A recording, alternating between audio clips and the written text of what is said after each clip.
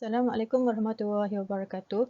My name is Nurul Ashikir binti Ibrahim and my matrix number is 205310 and my group mate is Nurul Shafina binti Jumri with matrix number 205753.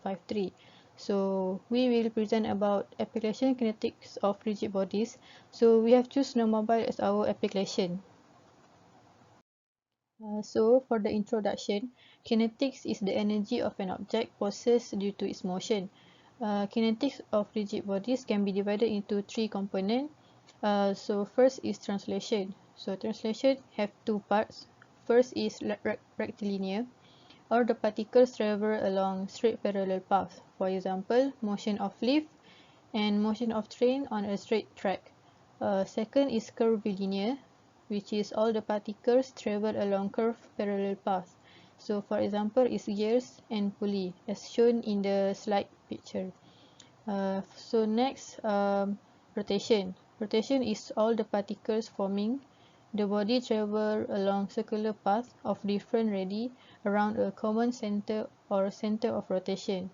So lastly, general plane motion, which is the particle moved by both translational and rotational. For example, riding a bicycle. Next, for the method, first we have to identify the problem that need to be solved. Next, we have to draw the free body diagram and kinetic diagram. Third, we have to identify the unknown forces in the FPD and kinetic diagram. And lastly, we can apply all of the equation of motion as shown. Next, I am going to explain about the application of kinetic of rigid bodies for snowmobile. So here is an example that the problem that we found. So for this problem, we need to determine the maximum height of G2 of the rider so that the snowmobile front skid does not lift off the ground. We also need to find the horizontal force and normal reaction at point A.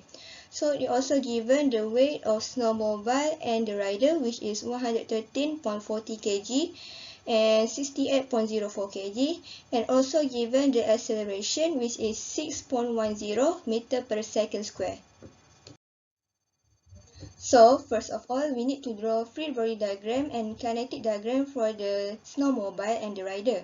So at the left side is the free body diagram for the rider and the snowmobile, and we need to show all of the forces acting on them. While at the right side is the kinetic diagram for the rider and the snowmobile when the snowmobile is moving. Next, we also can obtain the normal reaction at point B from the free body diagram. This is because, since the snowmobile front skid is about to lift off the ground, we conclude that the normal reaction at point B is equal to 0 Newton.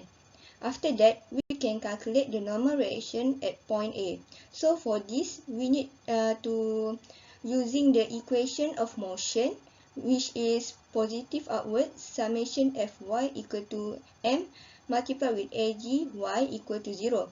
Then we need to input all of the forces acting at the y-axis, which is Na plus Nb minus 113.40 minus 68.04 equal to 0. And then we substitute the value of Nv into the equation, which is 0 Newton. And finally, we will get the value of Na, which is 181.44 Newton. Then, we can calculate the maximum height of G2 of the rider so that the front skid do not lift off the ground. So for this, we need to consider the kinetic diagram, and we need to apply the concept of moment equilibrium about A, which is summation MA equal to summation MKA. So we input all of the value into this equation, and we will get the value of H, which is 0.97 meter. Lastly, we calculate the value of horizontal force. So we need to consider the kinetic diagram of rider and the snowmobile, and we need to apply the equation of motion, which is positive to the left, summation Fx equal to m multiplied with Agx.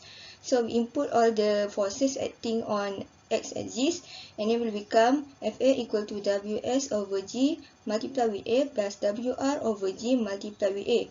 And then we insert the value for Ws, Wr, G and A, and finally we will get the value of horizontal force, which is 112.82 Newton. So in conclusion, All the knowledge that we learn in dynamics are very useful and it can be used in our daily life. So I think that's all from my group. Thank you.